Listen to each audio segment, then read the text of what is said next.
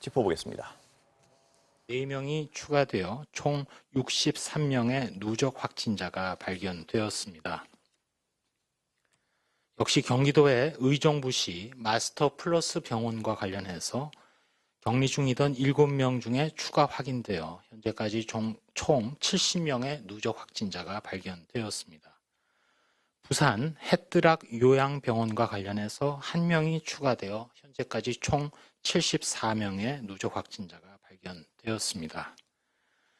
치료와 관련해서는 코로나19 치료제인 렘데스비르를 현재까지 63개 병원에 637명의 환자에게 공급하였습니다. 다음으로 생활방역 등과 관련된 내용입니다. 먼저 행정안전부에서 운영하고 계신 안전신문고에 신고해 주신 사례를 소개해 드리겠습니다. 주로 마스크를 착용하지 않았다든지 거리두기나 명부를 작성하지 않는 등 방역 수칙의 위반 사례들입니다.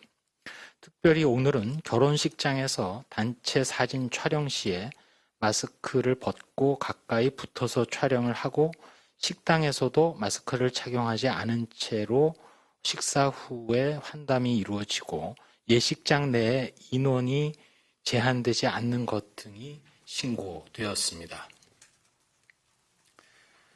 저희 중앙방역대책본부에서는 최근 코로나19가 재활병원, 요양병원, 정신병원 등 감염 취약시설을 중심으로 집단 발생이 지속되고 있기에 이곳에서의 방역 수칙의 철저한 준수를 거듭 당부드립니다. 말씀드린 시설에 종사하는 분들은 근무 중에 마스크를 항상 그리고 바르게 착용해 주시고 손 씻기와 손 소독을 자주 하며 실내 환경 청소 소독 및 적절한 환기 유지에 주의를 기울여 주시되 또한 모든 출입자는 시설 내에서 거리 두기를 실천해 주시기 바랍니다. 여기에 더해서 발열, 호흡기 증상 등 코로나19 의심 증상 발생 여부를 매일 확인하고 조금이라도 의심 증상이 나타나면 신속하게 코로나19 검사를 받으시기 바랍니다. 또한 종사자인 경우 의심 증상 발생 시 즉각 업무를 중지함으로써 시설 내의 동료 및 환자 등과의 접촉을 최소화하는 것이 중요하다는 말씀을 드립니다. 중앙방역대책본부에서는 아울러 전국적으로 거리두기 1단계 조정이 시행됨에 따라 국민 여러분들의 자율적이고 책임감 있는 방역 수칙 준수도 재차 강조드립니다. 불특정 다수가 이용해서 감염 확산의 우려가 있는 대중교통 그리고 집회나 시위장, 감염 취약계층이 많은 의료기관이나 요양시설, 주야간 보호시설 등에서는 거리두기 단계에 구분 없이 마스크 착용이 의무화되기 때문에 마스크를 착용하지 않거나 올바르게 착용하지 않는 경우에는 계도 기간을 거쳐서 위반 당사자 및 관리 운영자에게 과태료가 부과된다고 말씀드립니다. 아울러 현재 대규모 유행을 억제하고 거리두기 1단계로 조정할 수 있는 것은 국민들께서 자율적이고 책임감 있게 방역 수칙을 잘 지켜주시기 때문에 가능하다는 점을 다시 한번 말씀드리면서 계속해서 방역 수칙 준수를 생활화해 주실 것도 거듭 당부드립니다. 끝으로 한 말씀 올리도록 하겠습니다.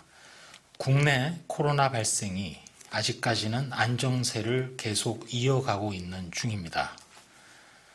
이제부터 본격적으로 거리두기 1단계를 조정한 이후에 성적표가 나타나기 시작할 때이기도 합니다. 특별히 코로나19에 취약한 고위험군이 있는 요양기관, 정신병원 등 집단 발생 차단과 조기 발견이 이러한 곳에서 가장 시급한 상황으로 또한 근본적으로는 지역사회에서 조용한 전파를 줄이는 것이 핵심적인 과제입니다.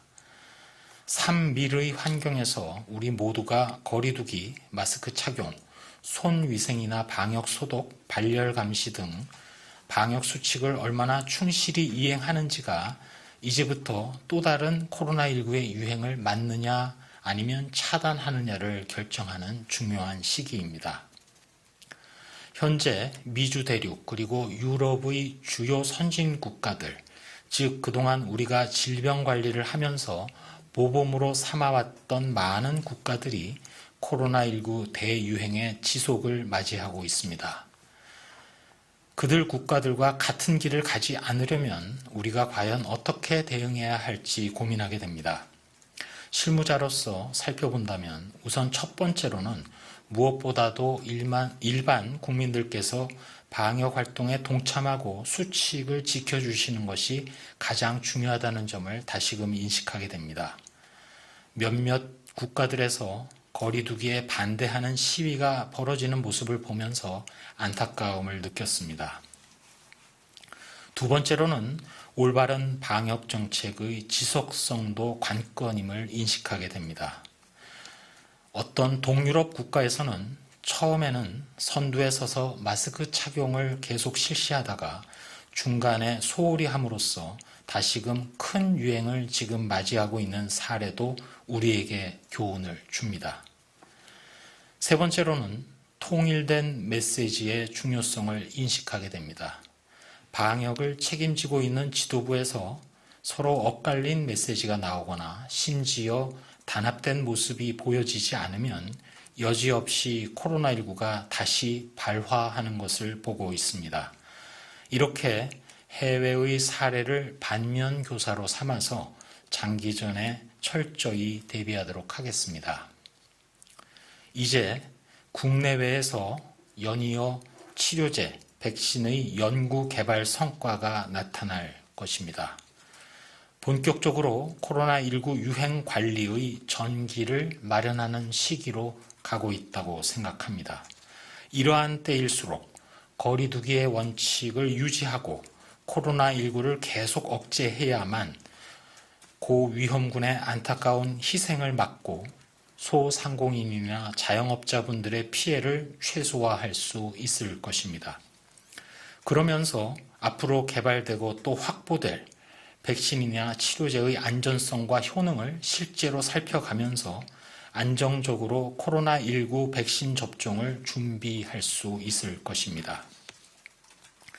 산밀의 환경에서 매일매일 발열 여부를 확인하시고 마스크를 반드시 착용해 주시고 거리 두기를 지키면서 특별히 청장년층에 당부드리는 바는 환절기를 맞아서 호흡기 증상이 나타날 경우 단순 감기라고 넘기지 마시고 지체 없이 그리고 반드시 코로나19 검사를 빨리 받아주시기 바랍니다.